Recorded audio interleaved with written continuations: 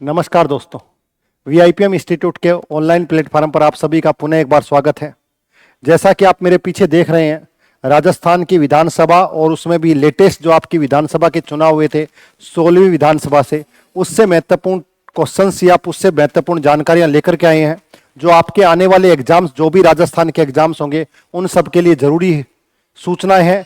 और एक ऐसी क्लास है जिसमें आपको राजस्थान विधानसभा के लगभग सारे के सारे क्वेश्चंस आपके जितने भी दिमाग में, उन सब के आंसर आपको कहीं ना कहीं इस क्लास में देखने को मिलेंगे। तो विधानसभा का जो टॉपिक है, राजस्थान की विधानसभा का, उस टॉपिक को इस क्लास के बाद आपको कहीं पढ़ने की आवश्यकता नहीं होगी। राजस्थान के अंदर लगातार एग्जाम्स हैं, उन सभी एग्जामों के लिए क्लास महत्वपूर्ण होने वाली है। तो आज चर्चा करते हैं, हम स्टार्ट करते हैं राजस्थान की विधानसभा। तो देखिए, सबसे पहले बात करें विधानसभा को लेकर के, दो तीन चीजें आपके दिमाग में रहनी चाहिए। वो क्या है? विधानमंडल। कौन सा? विधानमंडल की जब बात करें तो आप एक चीज ध्यान रखिएगा, अनुच्छेद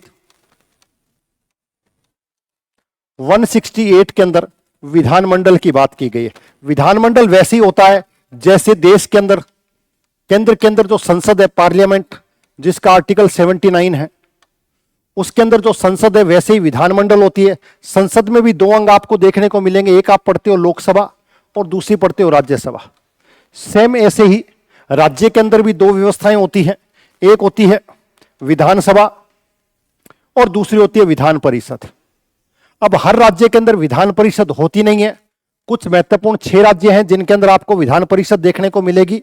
लेकिन एक चीज ध्यान रखिएगा, जैसे विधानसभा परिषद है, सेम जैसे आपकी केंद्र के अंदर राज्यसभा होती है, वैसे ही विधान परिषद हुआ करती है। दूसरी, जैसे ही आपकी केंद्र के अंदर लोकसभा है, सेम वैसे की वैसे आपको क्या मिलेगी?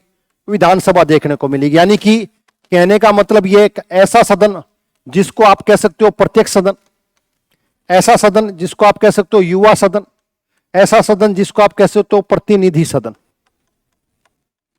और ऐसा सदन का नाम भी आप ले सकते हो जैसे लोकप्रिय सदन। ये सभी नाम चाहे लोकसभा के लिए हो और चाहे विधानसभा के लिए हो, बात एक ही है, इसको ध्यान रखिएगा। दूसरी, राज्यसभा की बात करें तो उच्च सदन, इसको याद रखिएगा।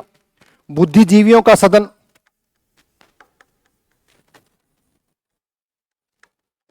स्थायी सदन,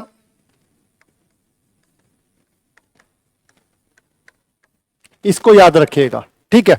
अब ऐसे ही जब स्थायी सदन की बात होगी तो यह कैसा हो जाएगा? अस्थायी सदन। यह कैसा हो जाएगा? निम्न सदन। जो केंद्र में लोकसभा होती है वैसे ही राज्य के अंदर विधानसभा होती है। जो केंद्र के अंदर राज्यसभा होती है वैसे ही राज्य के अंदर विधान परिषद होती है। दोनों की सेम भूमिका होती है।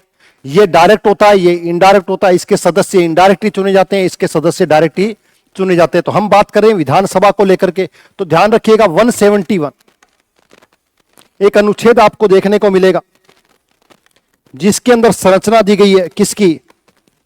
विधानसभा की संरचना की बात की गई है। विधान परिषद की बात करें तो विधान परिषद से 2 आर्टिकल जुड़े हुए हैं, एक 169 और एक 171। 169 के अंदर कहा गया है कि किसी भी राज्य के अंदर अगर विधान परिषद का गठन करना है तो उस राज्य की विधान परिषद का विशेष बहुमत और उसको भेजा जाएगा संसद, और संसद अगर उसको साधारण बहुमत से पास कर देती है तो उस राज्य के अंदर विधान परिषद का क्या होगा? गठन होगा।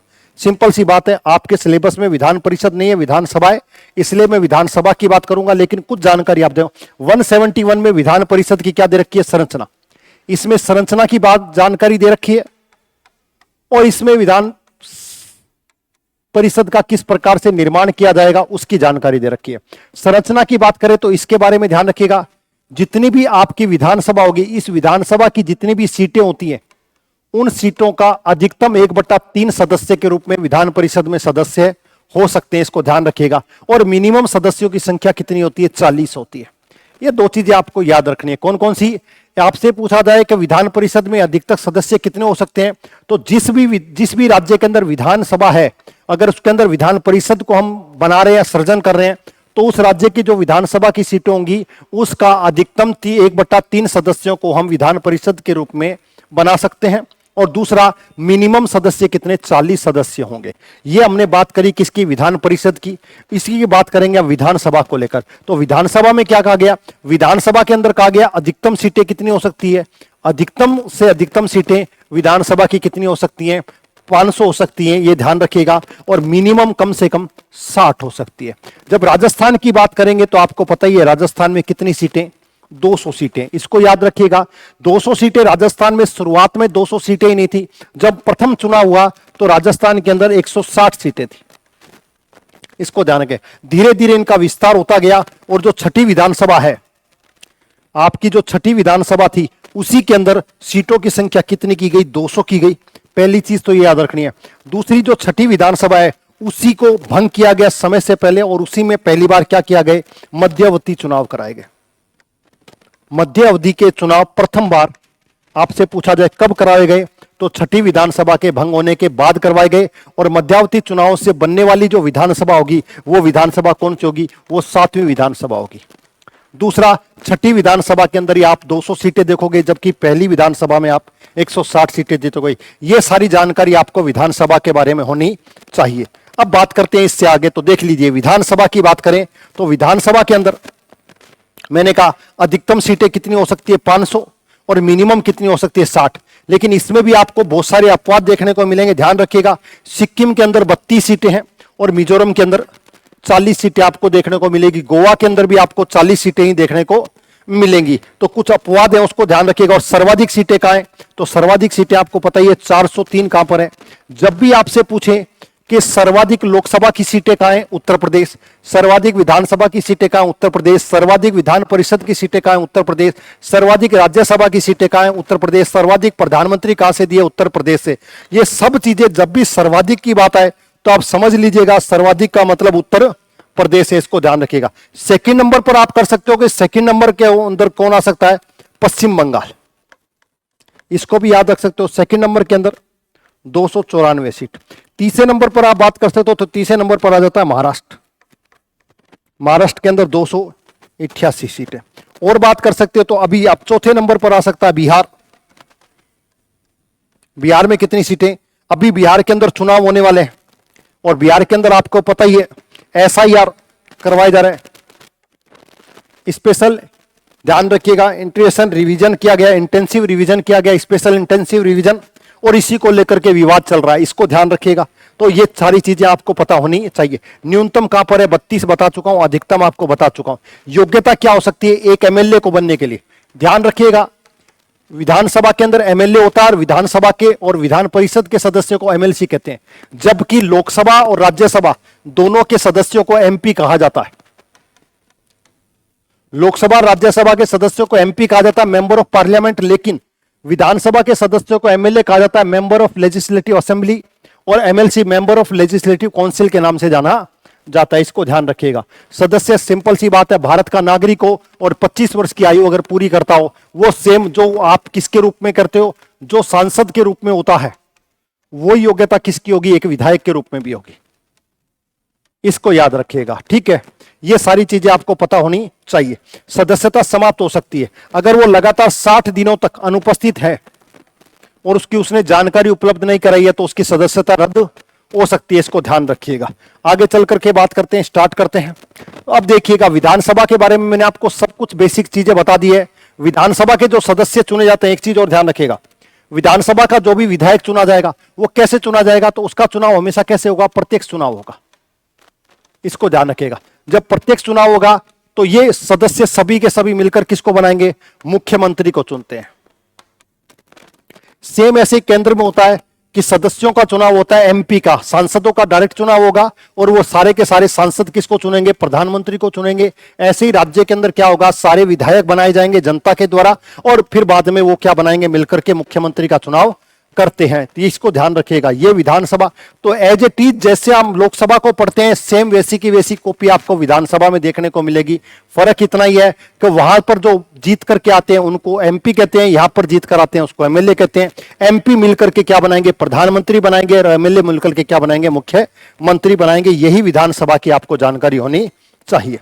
अब बात करें विधानसभा से रिलेटेड महत्वपूर्ण फैक्ट्स, महत्वपूर्ण क्लास है, इंपॉर्टेंट फैक्ट्स हैं, ध्यान रखिएगा। इसके अलावा आपको कभी विधानसभा से कुछ पढ़ने की आवश्यकता नहीं होगी। तो पहली तो आपको याद रखनी है, प्रथम विधानसभा के अध्यक्ष कौन थे? नरोत्तम लाल जोशी। पहला नाम आपको याद रखना है। प्रथम विधानसभा के अध्यक्ष नरोत्तम लाल जोशी थे। और मैंने कहा प्रथम विधानसभा में सदस्य कितने थे? 160 सदस्य थे। इसको याद रखिएगा, ठीक है, यानी कि 160 एमएलए थे, इसको याद रखिएगा। दूसरी बात करें कि प्रथम अध्यक्ष के बाद उपाध्यक्ष आपको याद रखने, क्योंकि कई बार क्या होता है कि हम हमेशा अध्यक्ष को याद करते हैं और एग्जाम्स के अंदर उपाध्यक्ष पूछ लिया जाता है। उपाध्यक्ष महत्वपूर्ण नहीं होता है, लेकिन फिर भी उपाध्यक्ष के बारे में पूछ लिया जाता है। तो लाल सिंह सख्तावत, इसको याद रखिएगा। अब बात करें वर्तमान में, तो एक चीज एग्जाम में यह भी क्लियर रखें, ये इसको बार बार मैं हाईलाइट क्यों कर रहा हूं, 16वीं, इसको याद रखिएगा। कई बार एक स्टूडेंट इसमें भी कंफ्यूज होता है और वो कहता है 16वीं आपसे पूछ लेता था वर्तमान में कौन सी विधानसभा का गठन हुआ, 15वीं, 16वीं, 17वीं, 18वीं। तो ध्यान रखिएगा, विधानसभा की बात आएगी तो 16वीं, और अगर आपसे पूछा जाए लोकसभा, आपसे पूछा जाए वर्तमान में कौन सी लोकसभा का गठन हुआ, तो 18वीं लोकसभा का गठन हुआ है। यह भी याद रखें, लोकसभा की बात आएगी 18वीं, विधानसभा की बात आएगी तो 16वीं। और वर्तमान में अध्यक्ष कौन है? वासुदेव देवनानी, इसको याद रखिएगा वर्तमान के अंदर, ठीक है। और ध्यान रखिएगा वासुदेव देवनानी, जो जितनी भी विधानसभा के अंदर समितियां बनती है, उन समितियों के अंदर कौन सदस्य होगा इसका और कौन उसके अध्यक्ष होंगे, उसका डिसीजन कौन लेते हैं? वासुदेव देवनानी। और खुद भी ये एक कमेटी के अध्यक्ष होते हैं जिसका नाम होता है नियम समिति। जो विधानसभा की नियम समिति होगी उसके अध्यक्ष भी कौन होते हैं? जो विधानसभा के स्पीकर होते हैं वो ही उसके अध्यक्ष होते हैं, इसको ध्यान रखिएगा, ठीक है। अजमेर से इनका संबंध है, इसको ध्यान रखिएगा। दूसरी, राजस्थान विधानसभा की प्रथम महिला अध्यक्ष, ये ध्यान रखिएगा, इंपॉर्टेंट है। प्रथम महिला अध्यक्ष कौन है? सुमित्रा सिंह। अब आपको ये तो ध्यान रहेगा प्रथम अध्यक्ष कौन है? सुमित्रा सिंह। लेकिन कौन सी विधानसभा में, ये आपको याद रखना, 12वीं विधानसभा में। अब जब 12वीं विधानसभा में आएंगे तो इस समय मुख्यमंत्री के तौर पर कौन थे? तो मुख्यमंत्री के तौर पर अशोक गहलोत थे। इसको भी याद रखिएगा, याद हो जाएगी आपको,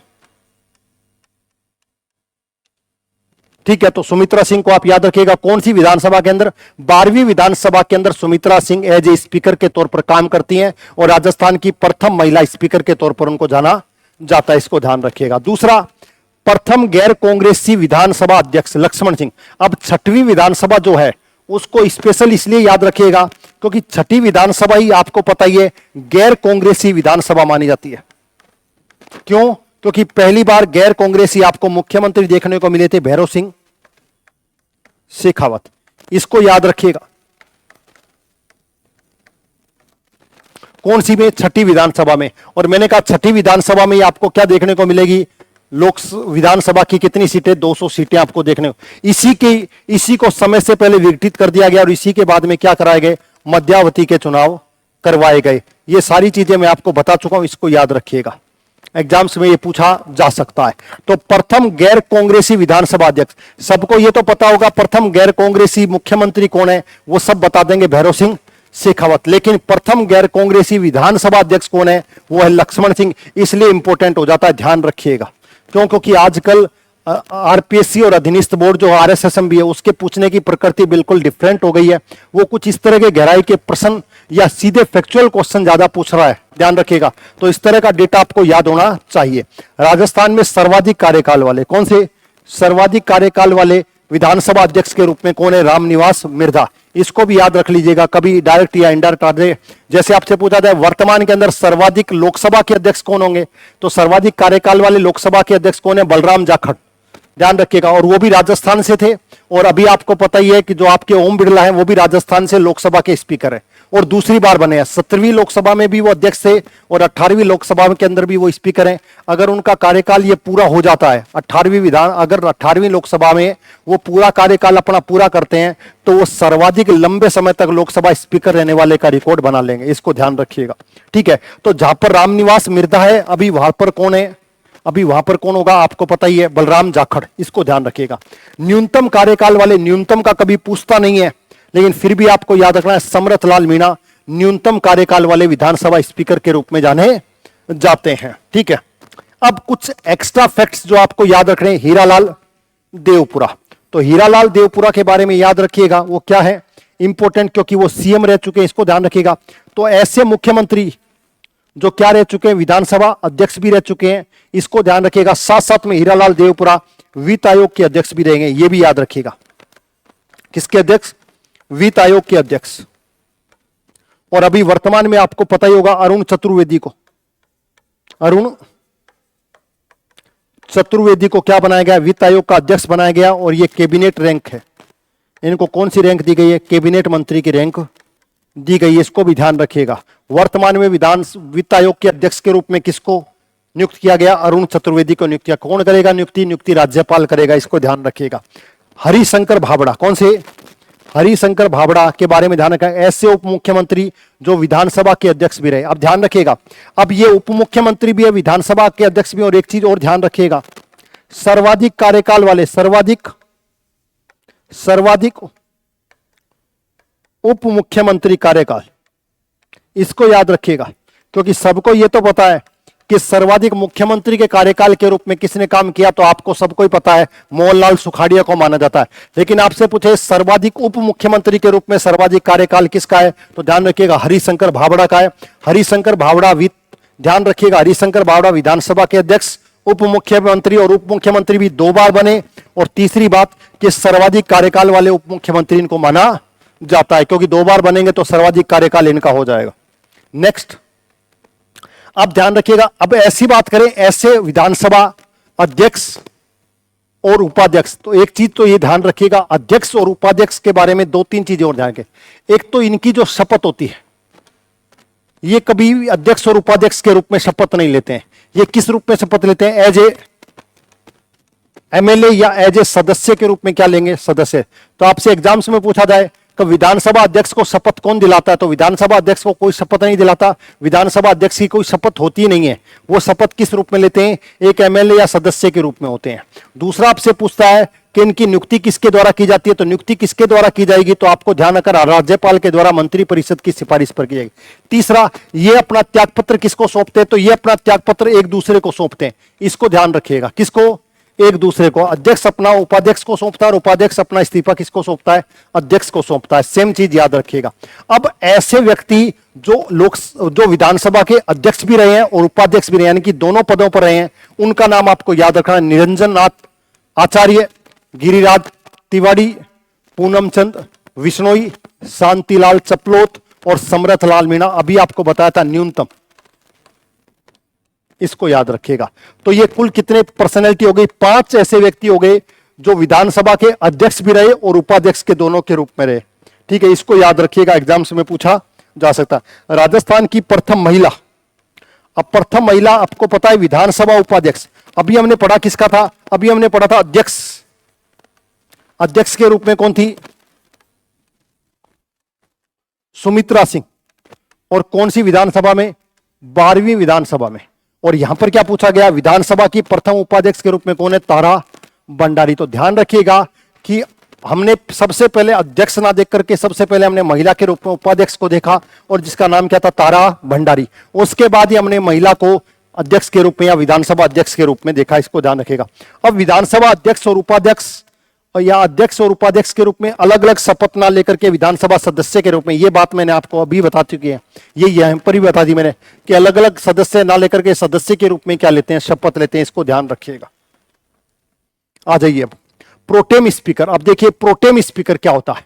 प्रोटेम स्पीकर को एक चीज ध्यान रखिएगा, यहीं पर लिख दिया मैंने, अस्थायी अध्यक्ष होता है। कौन होता है? अस्थायी। अब इसका काम क्या होता है? तो पहली चीज, आप प्रोटेम स्पीकर की नियुक्ति कौन करेगा? राज्यपाल के द्वारा की जाती है। ठीक है, इसका कार्य क्या होता है? इसको शपथ कौन दिलाएगा? इसको शपथ राज्यपाल दिलाएगा। और इसका खुद का काम क्या होगा? कि इसका खुद का काम भी होगा, जो नए एमपी हैं, जो नए एमएलए हैं, उन एमएलए को क्या दिलाना?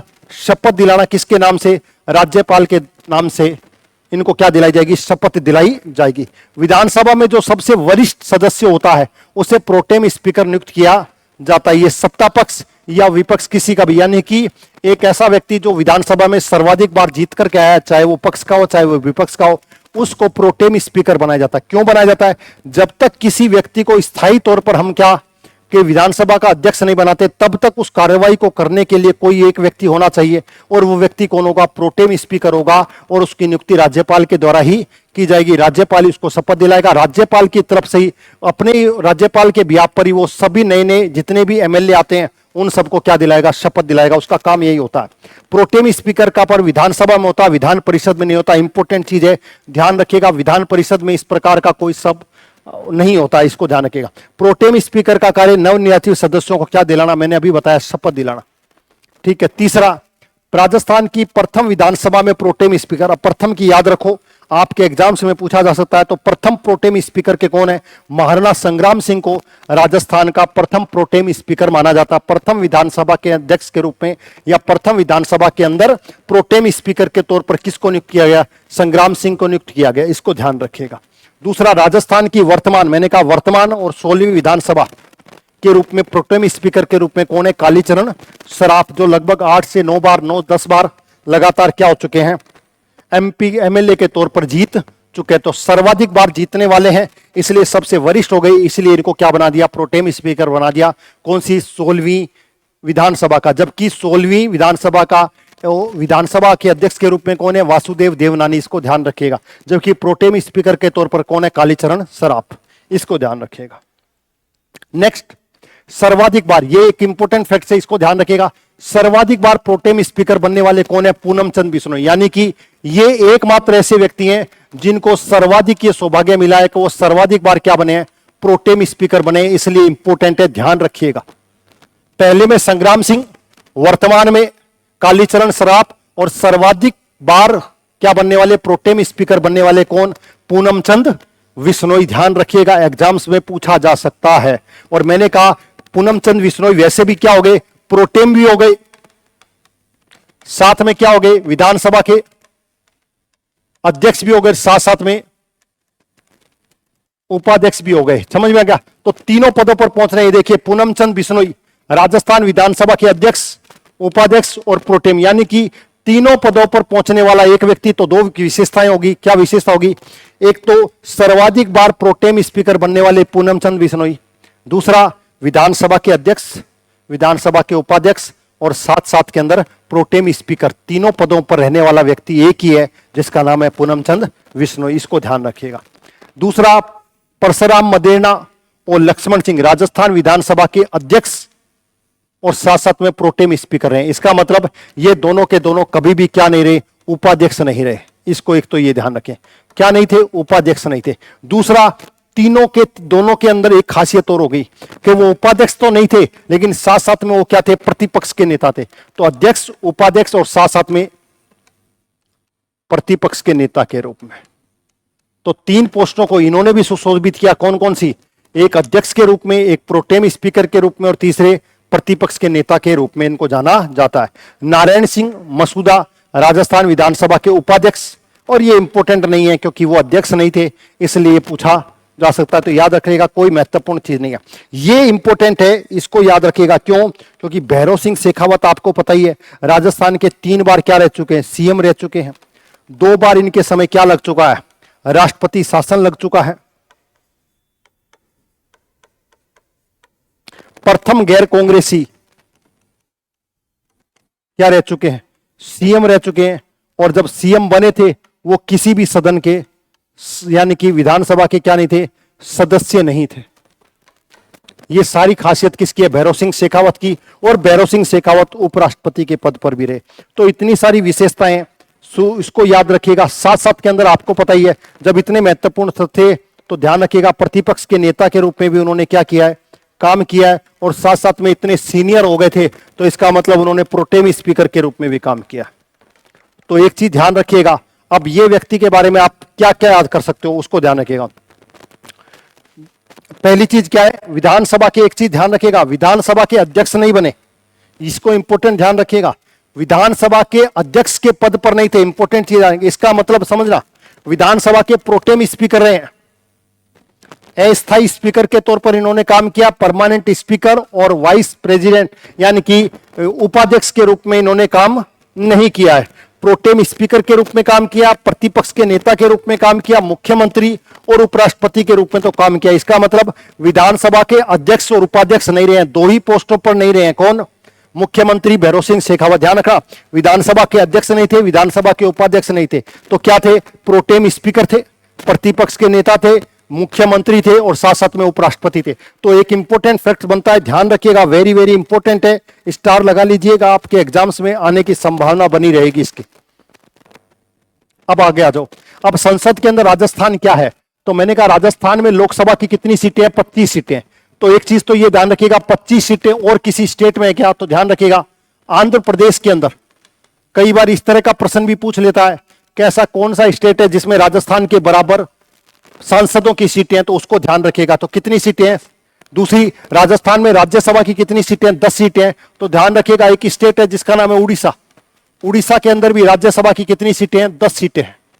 इसको ध्यान रखिएगा। ये दोनों स्टेट आपके सिमिलर हैं लोकसभा के रूप में और साथ साथ में राज्यसभा के रूप में भी इनकी सीटें क्या है? समान है।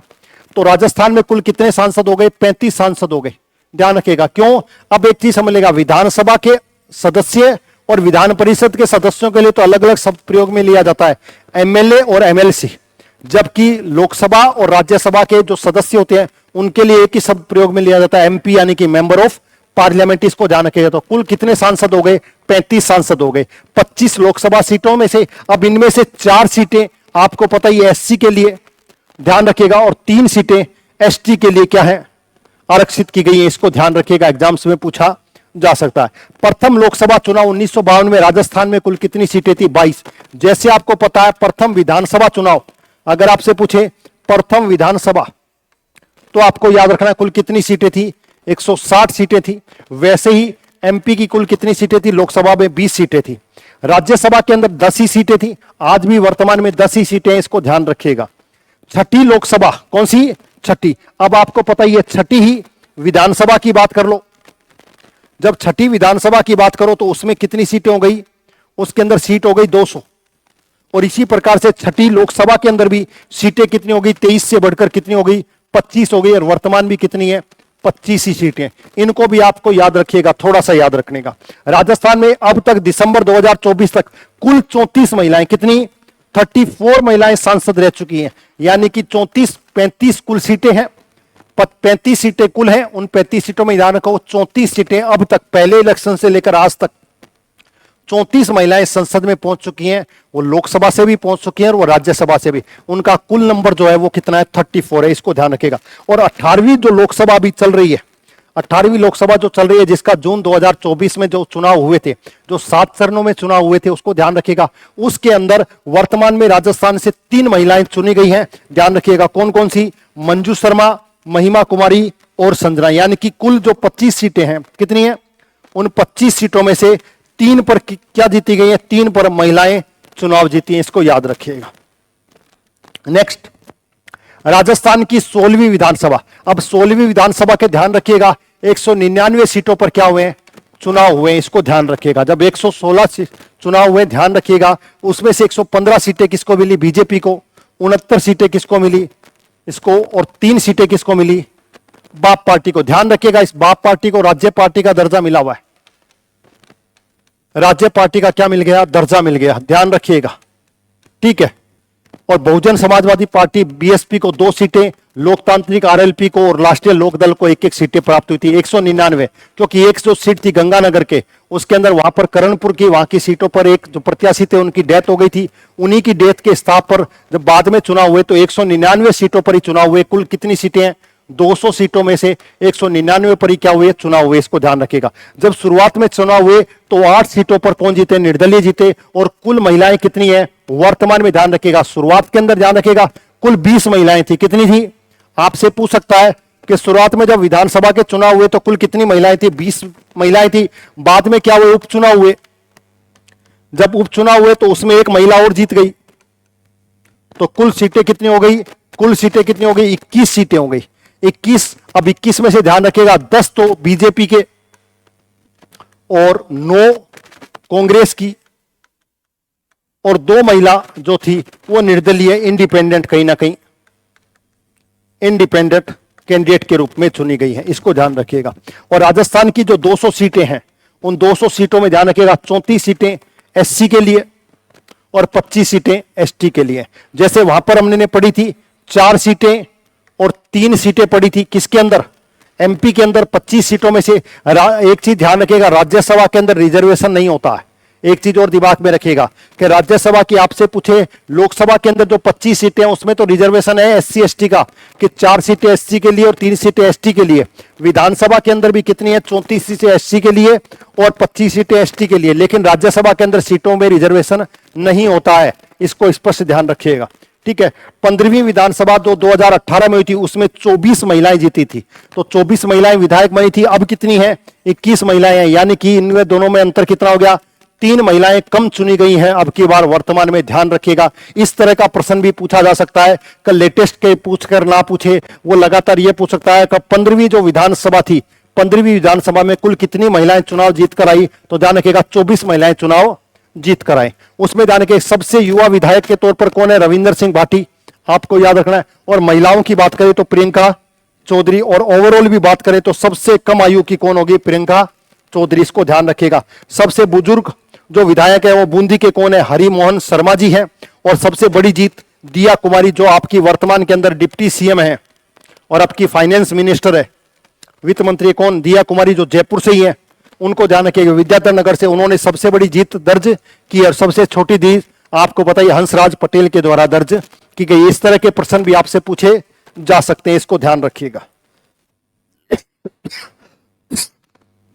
अब ध्यान रखिएगा, जब शुरुआत में चुनाव हुए तो आपको पता ही है, चुनाव के बाद एक चीज ध्यान रखिएगा, एक चीज और ध्यान रखिएगा, दिसंबर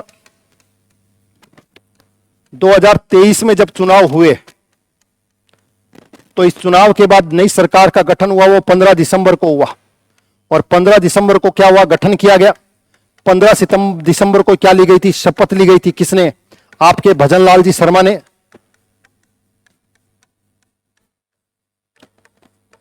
और किसने शपथ दिलाई थी, कलराज मिश्र के द्वारा इनको क्या दिलाई गई थी, शपथ दिलाई गई थी, इसको याद रखिएगा, ठीक है। कलराज मिश्र ने इनको शपथ दिलाई थी। और 15 दिसंबर को इनका क्या मनाया जाता, जन्मदिन मनाया जाता। तो जन्मदिन के दिन क्या लेने वाले, शपथ लेने वाले, मुख्यमंत्री की शपथ लेने वाले राजस्थान के पहले मुख्यमंत्री हो गए कौन, भजनलाल शर्मा। ध्यान रखिएगा कौन सी, आपको पता ही है, सांगानेर सीट से इन्होंने चुनाव लड़ा और ये पहली बार इस सीट से चुनाव जीत करके पहली बार इन्होंने चुनाव लड़ा, पहली बार ये जीते और पहली बार ये क्या बन गए, मुख्यमंत्री बन गए। इसको कहते हैं किस्मत, इसको कहते हैं तकदीर। समझ में आ गई। अब आप सोचिए, कालीचरण सराफ जी जो 8, 9, 10 बार विधायक रह चुके हैं, वो नहीं बन पाए, और सबसे कम, सबसे पहली बार जो विधानसभा में व्यक्ति पहुंच रहा है वही सीधा पहुंच भी किस रूप में रहा है, एज ए मुख्यमंत्री के रूप में पहुंच रहा है। तो ये बहुत बड़ी उपलब्धि हो सकती है भजनलाल शर्मा जी के द्वारा, इसको ध्यान रखिएगा, ठीक है। कमला बेनीवाल, अभी लेटेस्ट में ध्यान रखिएगा, कमला बेनीवाल वेरी वेरी इंपॉर्टेंट है। क्यों है, क्योंकि राजस्थान की प्रथम महिला मंत्री,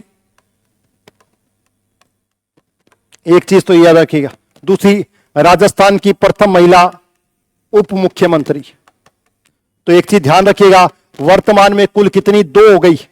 वर्तमान में पहली उप मुख्यमंत्री के तौर पर कमला बेनीवाल, दूसरी महिला उप मुख्यमंत्री के रूप में कौन, दिया कुमारी, वर्तमान के अंदर जो है। तो ध्यान रखिएगा, दोनों चीजें विशेष है। कौन सी, कमला बेनीवाल की डेथ हुई है इसलिए चर्चा में बनी हुई है। ध्यान रखिएगा, कमला बेनीवाल का निधन कहां से, झुंझुनू में इनका जन्म हुआ, मुख्य रूप से अलवर क्षेत्र के अंदर प्रभावशाली रूप में काम कर रही थी, ध्यान रखिएगा।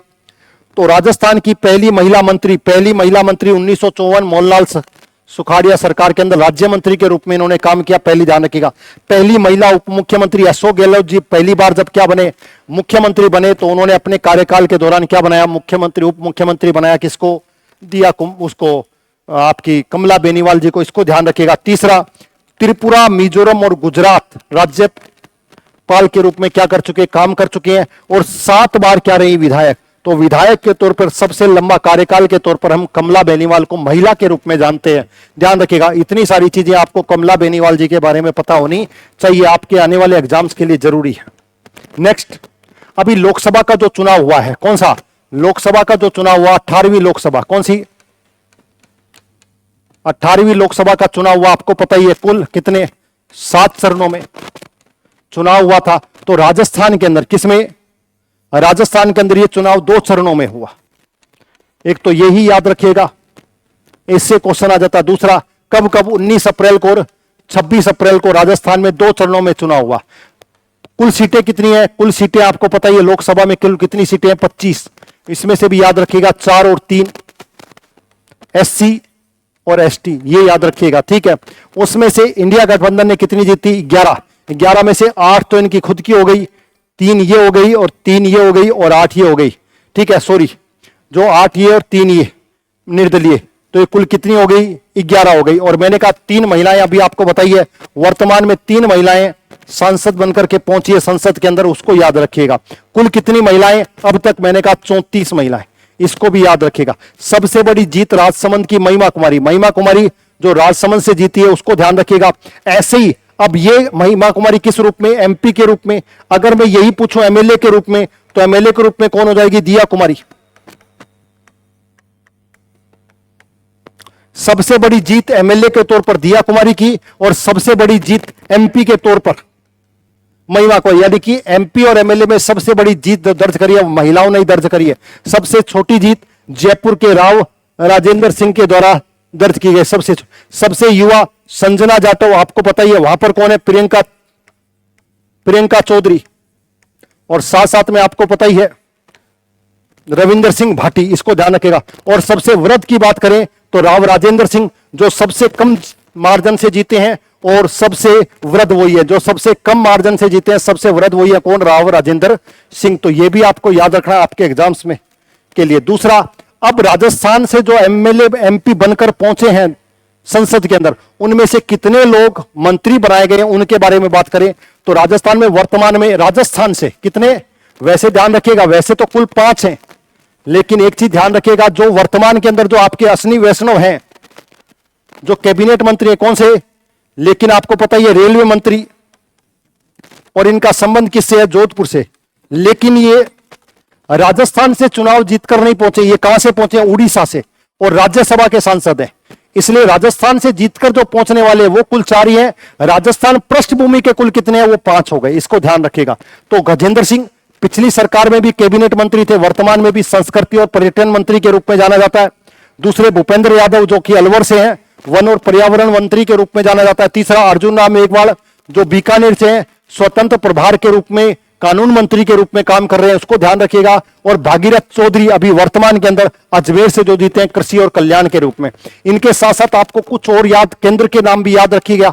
जैसे आपको पता है कृषि मंत्री के तौर पर वर्तमान में कौन है? शिवराज चौहान। कृषि मंत्री कौन है? कैबिनेट मंत्री कृषि मंत्री, क्योंकि ये तो राज्य मंत्री है, इसको ध्यान रखिएगा। दूसरे कानून मंत्री के रूप में आपको पता है दलित, और दलित के रूप में आपको ये याद रखना है कि आपको ये पता होना चाहिए कि आपके भीमराव अंबेडकर जी के बाद दूसरे व्यक्ति हैं जो दलित रूप से क्या बने? कानून मंत्री के रूप में जाने जाते हैं। भूपेंद्र यादव आपको पता ही है केंद्रीय मंत्री के रूप में। इसके अलावा केंद्रीय मंत्री के रूप में आपको एक सहकारिता मंत्री आपको पता होना चाहिए, और साथ साथ में गृह मंत्री वो आपको पता ही है कौन है? अमित शाह। ये आपको याद रखना चाहिए।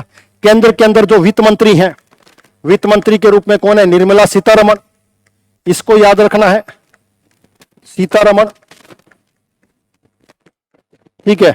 उसके अलावा स्वास्थ्य मंत्री के ऊपर केंद्र के अंदर जो स्वास्थ्य मंत्री हैं जेपी नड्डा,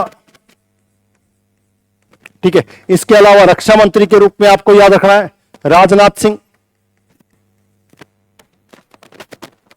ये कुछ महत्वपूर्ण मंत्रालय आपको पता होने चाहिए, आपके एग्जाम्स में पूछे जा सकते हैं। वर्तमान में आपको पता ही है प्रधान, तो कई सारी चीजें आपको पता होनी चाहिए। धर्मेंद्र प्रधान जो हैं, धर्मेंद्र प्रधान आपके शिक्षा मंत्री के रूप में जाने जा रहे हैं। तो ये कुछ केंद्र के मंत्री भी आपको पता होने चाहिए। मांडविया जी हैं जो खेल मंत्री के रूप में जाने जा रहे हैं, तो ये कुछ मंत्री आपको पता होने चाहिए, ठीक है। ये सारी चीजें यहां की हो गई। नेक्स्ट बात करते हैं 2016वीं जो विधानसभा है उसके अंदर 16 समितियां, 16वीं विधानसभा में 16 समितियां और उनके सभापति, 16 समितियों का गठन किया गया है। 16वीं विधानसभा में 16 ही समितियों का गठन किया गया, लेकिन 16 आपको याद रहे ना रहे, लेकिन शुरुआत की है आपको 7 तो कम से कम याद रहनी चाहिए। और 7 कम से कम, क्योंकि आपके एग्जाम्स में जो पूछा जाएगा वो इन 7 से ही पूछा जाएगा। तो सबसे महत्वपूर्ण कौन सी है? नियम समिति। मैंने कहा वासुदेव देवनानी जो वर्तमान में क्या है? विधानसभा अध्यक्ष हैं, इसको याद रखिएगा। दूसरे हैं जन लेख, जो पीएससी होती है, पब्लिक ऑडिट कमेटी, जो जनता के पैसे का हिसाब। टीकाराम जूली आपको पता ही है, प्रतिपक्ष के नेता के रूप में जाने जाते हैं। और बाद में आपको यह पता होना चाहिए, अर्जुन लाल जीनकर। प्राक्कलन समिति एक, प्राक्कलन समिति, इन दोनों का वित्त से संबंधित है, ये इनकी सिस्टर के रूप में, जुड़वा सिस्टर के रूप में जानी जाती है। राजकीय उपक्रम, जितने भी राज्य सरकार के जो उपक्रम होते हैं, इंडस्ट्रियां होती है, उनसे रिलेटेड जो समिति होगी। कालीचरण सराफ, और कालीचरण सराफ के बारे में आपने कहा था प्रोटेम स्पीकर, वर्तमान में किसके? प्रोटेम स्पीकर के रूप में रहे। प्रक्रिया, जो भी विधानसभा में प्रक्रिया और कार्य संचालन होगा, उसके जो संबंधित चीजें होंगी, उसके लिए संदीप शर्मा। और महिलाओं और बालकों के लिए, महिला और बालक, आपको पता ही है महिला और बाल विकास मंत्री कौन है? तो आपकी दिया कुमारी, इसको याद रखिएगा, ठीक है। तो ये आपके एग्जाम से पूछा जा सकता है। तो साथ में इसके कौन बनाएगी? कल्पना देवी को इसका अध्यक्ष बनाया गया। ये महत्वपूर्ण समितियां आपको कम से कम याद होनी चाहिए, ये तो इंपॉर्टेंट है। ये और बाकी अन्य समितियां हैं, लेकिन आपको कम से कम वो समिति तो याद रहनी ही चाहिए। ये इंपॉर्टेंट नहीं है, लेकिन इसमें भी दो चीज याद रखिएगा। एक तो ये याद रखिएगा, आपसे पूछी जाती है पहली चीज। एक दूसरी ये याद रख सकते हो आप, और एक आपको ये याद रखनी है, कौन सी है? ये 3-4 समितियां आपको याद रखनी है, आपके एग्जाम्स में पूछी जा सकती हैं। तो ये सारी की सारी समितियां मैंने लाया हूं, लेकिन शुरुआत की जो समितियां हैं वो आपके लिए महत्वपूर्ण है, उसको आप जरूर याद करिएगा, क्योंकि एग्जाम्स में उनसे क्वेश्चन पूछे जा सकते हैं। ठीक है, आ जाइए। वर्तमान में राजस्थान सरकार में राज्य मंत्री भी हैं। और एक चीज, अब ये सबसे इंपॉर्टेंट चीज है, इसको ध्यान रखिएगा। अभी आपको पता है एक विधायक हैं जिनका नाम है कंवरपाल सिंह मीणा, इनकी अभी वर्तमान में सदस्यता क्या हो गई है? समाप्त हो गई है। उसको ध्यान रखिएगा, एग्जाम्स में पूछा जा सकता है, वेरी वेरी इंपॉर्टेंट है। तो 23 मई 2025 को राजस्थान की विधानसभा के अध्यक्ष वासुदेव देवनानी ने कहां से जीते हुए? पहले ध्यान रखिएगा, अंता। अंता का पड़ता है 12 के क्या है? ये एमएलए हैं। और इनके खिलाफ विधानसभा अध्यक्ष ने 2 सिद्धि के कारण, इनके ऊपर केस चल रहा था, कोर्ट ने इनको सजा दे दी। उसके कारण क्या की गई? इनकी सदस्यता क्या हो गई? समाप्त हो गई। अब उससे रिलेटेड जो अनुच्छेद हैं वो आपको याद रखने हैं। तो आर्टिकल ध्यान रखिएगा 191 एक जो है, जो आपका लोक प्रतिनिधित्व अधिनियम है, उसकी धारा के तहत इनको क्या किया गया है? इनको इनके पद से हटा दिया गया। एक स्थान अंतः, ठीक है, ये स्थान रिक्त हो गया, इसको ध्यान रखिएगा। तो अंता से विधायक है कंवरपाल सिंह, उनके खिलाफ केस चल रहा था, कोर्ट ने उनको सजा दे दी, इसलिए उनकी विधायकी चली गई। कौन से आर्टिकल के तहत? आर्टिकल ये याद रखिएगा। अब वासुदेव देवनानी ने हटाने से पहले किससे? महाधिवक्ता से। किससे? महाधिवक्ता। अब महाधिवक्ता कौन होता है? तो मैंने आपको कहा था एक आर्टिकल है, उस आर्टिकल को ध्यान रखिएगा, आर्टिकल 165। उस आर्टिकल 165 के तहत महाधिवक्ता की नियुक्ति होती है। और यह नियुक्ति कौन करता है? तो यह नियुक्ति राज्यपाल के द्वारा की जाती है। और यह होता कौन है? तो यह राज्य का सबसे बड़ा विधि अधिकारी होता है, जो सरकार को, राज्यपाल को, मंत्री को, मुख्यमंत्री को क्या देता है? कि उनको एडवाइस देता है। कौन सी? लॉ से संबंधित एडवाइस मांगने पर। और सरकार का पक्ष हाई कोर्ट में या सुप्रीम कोर्ट में रखने वाला व्यक्ति होता है। तो इसी के द्वारा क्या की गई? उससे राय ली गई, और राय के तहत इसकी क्या गई? सदस्यता समाप्त कर दी गई। तो यह ध्यान रखिएगा। महाधिवक्ता के रूप में भी ध्यान रखिएगा, जीसी कासलीवाल आपके पहले महाधिवक्ता के तौर पर जाने जाते हैं। और वर्तमान में राजेंद्र कुमार आपके महाधिवक्ता के तौर पर काम करें। और आर्टिकल 177 के तहत इसको विशेषाधिकार प्राप्त किए गए हैं। विशेषाधिकार क्या होता है? एकमात्र ऐसा व्यक्ति है जो विधानसभा का सदस्य नहीं होता है, लेकिन विधानसभा की कार्यवाही में भाग ले सकता है, बैठकों में भाग ले सकता है, किसी भी समिति का अध्यक्ष बन सकता है, सदस्य बन सकता है, और साथ साथ में अपनी बात रख सकता है। लेकिन केवल और केवल एक कार्य है वो नहीं कर सकता, वो है कि वोट नहीं दे सकता। वोट इसलिए नहीं दे सकता क्योंकि वो सदन का सदस्य नहीं होता है। जब सदन का सदस्य ही नहीं होगा तो वो वोट कैसे देगा? इसको ध्यान रखिएगा। तो एमएलए नहीं होता है, बाकी उसके पास विशेषाधिकार होते हैं, जैसे मंत्री के पास है वैसे उसके पास भी आर्टिकल 177 के तहत क्या होंगे? विशेषाधिकार होंगे, जबकि 165 के तहत उसकी नियुक्ति की जाती है। इसको ध्यान रखिएगा। अब आ जाइए वर्तमान की मंत्री परिषद। वर्तमान में जो आपकी मंत्री परिषद है, आपके एग्जाम्स में पूछी जा सकती है, उसको ध्यान रखिएगा।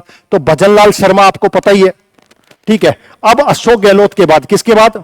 ध्यान रखिएगा, अशोक गहलोत के बाद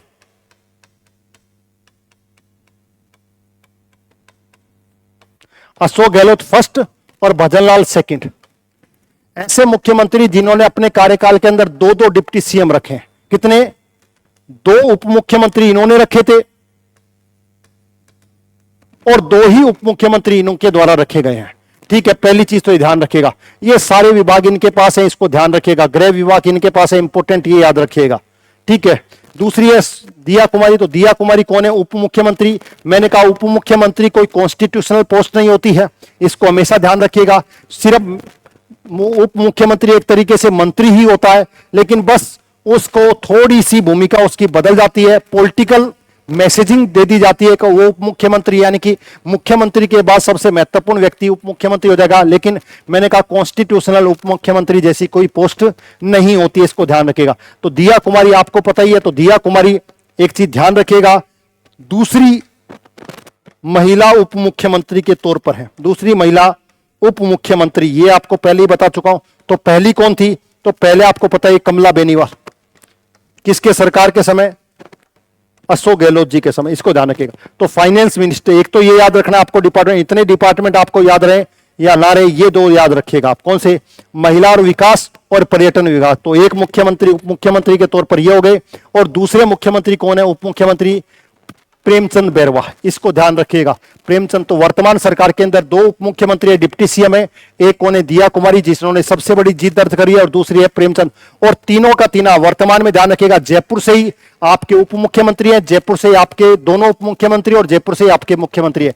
वर्तमान में तीनों के तीनों जो व्यक्ति हैं वो जयपुर से ही चुन करके आए हुए हैं। तो इनमें सबसे महत्वपूर्ण ध्यान रखिएगा, सबसे महत्वपूर्ण काम जो है इनके पास ये है आयुर्वेदिक। और एक चीज ध्यान रखिए, होम्योपैथी आयुर्वेदिक जो है वर्तमान में चल रही है, इसको लेकर के पता ही है आपको, देश के अंदर नई नई स्कीमें चलाई जा रही है। तो इंपॉर्टेंट चीज ध्यान रखिएगा, कई बार इस तरह का पूछ ले तो आपको याद रखना है, क्योंकि ये तो आपको याद है, लेकिन ये चीज याद रखना, आयुर्वेदिक प्राकृतिक चिकित्सालय जितनी भी हमारी प्राकृतिक या नेचुरल जितनी भी हमारी जांच, जो हम स्वास्थ्य की जो हमारी जितनी भी चीजें थी, वो सारे के सारी पैथी जितनी भी थी, उन सब का अध्यक्ष कौन है? मंत्री कौन है? प्रेमचंद बैरवा, इसको याद रखिएगा, ये इंपॉर्टेंट है, ध्यान रखिएगा। अब वर्तमान के अंदर बड़ी चर्चा में रहते हैं कौन? किरोड़ी लाल मीणा। तो ये सब कैबिनेट मंत्री है। कैबिनेट मंत्री वो मंत्री होते हैं जो मुख्यमंत्री के बाद सबसे महत्वपूर्ण होते हैं। मैंने आपको कल एक क्लास में बताया था, एक होती है मंत्री परिषद और एक होता है मंत्रिमंडल। वैसे तो हर जगह पर संविधान के अंदर मंत्री परिषद को मुख्य रूप से माना गया है, लेकिन 44वां संविधान संशोधन 1978 के अंदर इस शब्द का प्रयोग किया गया था, किसका? मंत्रिमंडल। और मंत्रिमंडल का मतलब जिसमें केवल और केवल कैबिनेट मंत्री होते हैं, जबकि मंत्री परिषद के अंदर कैबिनेट मंत्री, राज्य मंत्री, उप मंत्री और साथ साथ में संसदीय जो सचिव होते हैं, जिनको भी मंत्री का दर्जा प्राप्त होता है, वो सभी मंत्री परिषद में होते हैं। संविधान में ज्यादातर जानकारी आपको पता ही, आर्टिकल 74 और आर्टिकल 163 के तहत मंत्री परिषद की आपको जानकारी देखने को मिलती है, तो इसको ध्यान रखिएगा। तो कैबिनेट मंत्री वो मंत्री होता है जो उस विभाग का सबसे बड़ा पॉलिटिकल हेड होता है, उसी को कैबिनेट मंत्री माना जाता है। तो कुछ भी याद हो या ना हो, लेकिन आपको ये दो डिपार्टमेंट आपको याद रखने, कृषि वाला और ग्रामीण विकास वाला, ये सबसे महत्वपूर्ण है। किसके? किरोड़ी जी के। उसके बाद गजेंद्र सिंह, बिल्कुल आपको ध्यान रखना है, चिकित्सा हमेशा जानकारी देते हैं, इसलिए आपको इनका भी नाम आपको पता होना चाहिए। वर्तमान के अंदर 25 टोटल मंत्री हैं, आपको पता ही है। और आपके राजस्थान के अंदर टोटल मंत्री मुख्यमंत्री के साथ कितने हो सकते हैं? ये अधिकतम हो सकते हैं, मैक्सिमम कितने हो सकते हैं? ये ध्यान रखिएगा, 15% हो सकते हैं। 2003 के द्वारा 91वां संविधान संशोधन 2003 के तहत आपके राजस्थान की 200 सीटों का अधिकतम 15%, यानी कि टोटल 30। 200 सीटें ना, तो 200 सीटों का 15% कितना होगा? 30 मंत्री बन सकते हैं, और मुख्यमंत्री को इंक्लूड करके, इसको ध्यान रखिएगा। ठीक है, तो गजेंद्र सिंह हो गया, इसको ध्यान रखिएगा। कर्नल राज्यवर्धन सिंह, अब इनके बारे में दो चीजें आपको याद रखनी, याद रहे ना रहे, एक तो ये याद रखना है युवा मामलों के खेल मंत्री, एक आपको ध्यान रखना है उद्योग, और एक आपको ध्यान रखना है कौशल का, स्किल्स का। ये तीन तो आपको कम से कम याद रखने हैं। वर्तमान के अंदर देश के अंदर जितनी भी आईटी इंफॉर्मेशन चल रही है, सूचना, उसका याद रखना है। दूसरा, मदन दिलावर लगातार चर्चा में बने हुए, क्योंकि अभी आपको पता है झालावाड़ के अंदर स्कूल के अंदर घटना घट गई, तो लगातार चले हुए हैं। तो ध्यान रखिएगा कि शिक्षा मंत्री के तौर पर इनको जाना जाता है। साथ साथ में पंचायती राज, तो मदन दिलावर भी इंपॉर्टेंट है, सारे नहीं पढ़ेंगे, लेकिन कुछ आपको ध्यान रखने। अब इनको याद रखो तो ठीक है, एग्जाम्स में पूछा जा सकता है, लेकिन नहीं पूछा जाए जरूरी नहीं है। जोगाराम पटेल जी, इंपॉर्टेंट है, कई बार पूछा जाता है क्योंकि संसदीय कार्य विभाग के मंत्री है, यानी कि जो भी आपकी विधानसभा के अंदर होगी उसमें बहुत महत्वपूर्ण भूमिका होती है किसकी, जोगाराम पटेल जी के, इसलिए इंपॉर्टेंट है। सुरेश सिंह रावत ठीक है, जल संसाधन मंत्री है, लेकिन इतने इंपॉर्टेंट आपको याद करने की जरूरत है। हाँ, अविनाश गहलोत आपके लिए इंपॉर्टेंट है, एग्जाम्स में पूछा जा सकता है। सामाजिक न्याय और जितनी भी आपकी स्किल्स और जितने भी आपकी चलती है व्यवस्थाएं, जितने भी आपके योजनाएं चलती है, उनमें बहुत महत्वपूर्ण भूमिका किसकी है, अविनाश। सुमित गोदारा जितनी भी खाद्य से संबंधित, आपको पता ही है, आपने अभी कहा था एक अभियान चलाया जाता है, गिव अप अभियान। कौन सा, गिव अप अभियान, जो कि नवंबर 2024 से चलाया जा रहा है, जिसके काफी सारे लोगों ने अपनी सब्सिडियों को छोड़ दिया है, अपनी जो भी सुविधाएं मिल रही थी उनको त्याग दिया है, क्योंकि वो उस स्थिति से आगे निकल चुके हैं। तो उससे रिलेटेड जब होगा तो सुमित गोदारा आपको पता ही है। दूसरा जोराराम कुमावत, तो आपको पता ही है पशुपालन गोपालन जो देव स्थान है, तो आपको पता ही है सांगानेर के अंदर हिंगोनिया, और आपको पता ही है गायों को लेकर के उपचार और गायों को लेकर के बीमारियां चल रही है, हम जिसके तहत संक्रामक बीमारी फैल रही थी, तो उसको लेकर के ध्यान रखिएगा। तो ये जो जोराराम कुमावत जी आपको चर्चा में रहेंगे। उसके अलावा बाबूलाल खराड़ी पढ़ सकते हो तो याद कर लेते हो, कोई दिक्कत नहीं है। हेमंत मीणा भी अगर आपको याद है तो ठीक है, लेकिन इनको याद करने की इतनी आवश्यकता नहीं है। अब राज्य मंत्री के रूप में भी आपको 3, 4, 5 ही व्यक्ति दिए हैं मैंने। राज्य मंत्री पांचों के पांचों आपके लिए महत्वपूर्ण है। क्यों? क्योंकि श्री संजय वर्मा, ध्यान रखिएगा, वन विभाग और पर्यावरण विभाग आपके एग्जाम्स में बहुत बार पूछा जाता है, ध्यान रखिएगा, क्योंकि हर जगह संजय शर्मा आपको जाते हुए दिखाई देंगे, इसको जाने। दूसरा है गौतम कुमार, ध्यान रखिएगा, सहकारिता मंत्री। क्यों? क्योंकि आपको पता ही है यूएनओ के द्वारा 2025 को क्या बनाया गया, सहकारिता वर्ष। पहली चीज तो ध्यान रखिएगा, एक सबके लिए सब एक के लिए, एक सबके लिए और सब एक के लिए, इसी सिद्धांत पर काम करता है, इसी सिद्धांत पर काम करता है। कौन सा? कोऑपरेटिव डिपार्टमेंट, ध्यान रखिएगा। तो ये इंपॉर्टेंट है। और आपको पता ही है देश के अंदर कौन है, तो देश के अंदर आपको पता ही है अमित शाह, इसको भी याद रखिएगा, तो इंपॉर्टेंट है। मंजू बागमर आपको पता ही है, वेरी वेरी इंपॉर्टेंट है। क्यों? क्योंकि दिया कुमारी के बाद वो महिला मंत्री जो प्रभावशाली है वो कौन है? मंजू बागमर है, इसको ध्यान रखिएगा। क्यों? महिला और बाल विकास जो मंत्री है कौन? केंद्रीय कैबिनेट मंत्री तो कौन है कि दिया कुमारी, और राज्य मंत्री के रूप में उनको सहयोगी के रूप में कौन काम करिए? मंजू बागमर। ओटाराम देवासी कई बार चर्चा में रहते हैं, पंचायती राज, क्योंकि ये डिपार्टमेंट ही ऐसे हैं जो लगातार जनता से जुड़े हुए डिपार्टमेंट है। और दूसरा लगातार चर्चा में बने हुए जवाहर सिंह बेडम, इसको ध्यान रखिएगा। गृह विभाग के जो राज्य मंत्री के तौर पर, वैसे तो गृह विभाग होम मिनिस्ट्री किसके पास है? आपको पता ही आपके सीएम साहब के पास है, लेकिन डिप्टी के रूप में या उसके राज्य मंत्री के रूप में, सहयोगी के रूप में काम कर रहे हैं जवाहर सिंह बेडम का कर रहे हैं। इसके ये आपकी वर्तमान जो आपकी जितनी भी विधानसभा से रिलेटेड चीजें थी, किससे? विधानसभा से रिलेटेड जितनी भी चीजें थी उसको याद रखिएगा। एक चीज और याद रख सकते हो, सुरेंद्र पाल टीटी, एक नाम और याद रख लीजिए, सुरेंद्र पाल टीटी। ये वो व्यक्ति है जो बिना चुनाव लड़े क्या बनाए गए थे? मंत्री बना दिए गए थे, क्योंकि 199 सीटों पर चुनाव हुए थे, आपको पता ही है, और एक सीट पर चुनाव रद्द हो गए थे। क्यों? क्योंकि वहां पर जो प्रत्याशी थे उनकी मृत्यु हो गई, तो उसके सामने जो लड़ रहे थे वो बीजेपी के ये थे, सुरेंद्र पाल टीटी। तो बिना चुनाव लड़े, क्योंकि 199 सीटों पर चुनाव हो गया था और सरकार बन चुकी थी, तो बिना चुनाव लड़े ही ये क्या बन गए? मंत्री बन गए। और मैंने कहा कोई भी व्यक्ति 6 माह तक, कितने? 6 माह तक क्या बन सकता है? एज ए मंत्री या एज ए मुख्यमंत्री बन सकता है। उसको किसी सदन की सदस्यता की जरूरत नहीं होती। कितने महीने? 6 महीने। लेकिन 6 महीने के अंदर ही उसको सदन की सदस्यता लेनी पड़ती है। तो ये एक चर्चा का विषय बने हुए हैं, ध्यान रखिएगा। तो ये आपकी क्लास थी जो राजस्थान की विधानसभा से रिलेटेड थी। इसके अलावा आपको विधानसभा का कोई भी टॉपिक पढ़ने की आवश्यकता नहीं है। ये आने वाले एग्जाम और वर्तमान एग्जामों के लिए सफिशिएंट है। इसको देखिएगा। अगर ये वीडियो प्लीज आपको अच्छी लगे तो प्लीज इस वीडियो को लाइक और शेयर जरूर कीजिएगा। अगली नेक्स्ट क्लास में मिलते हैं। आज के लिए सभी को थैंक यू वेरी मच।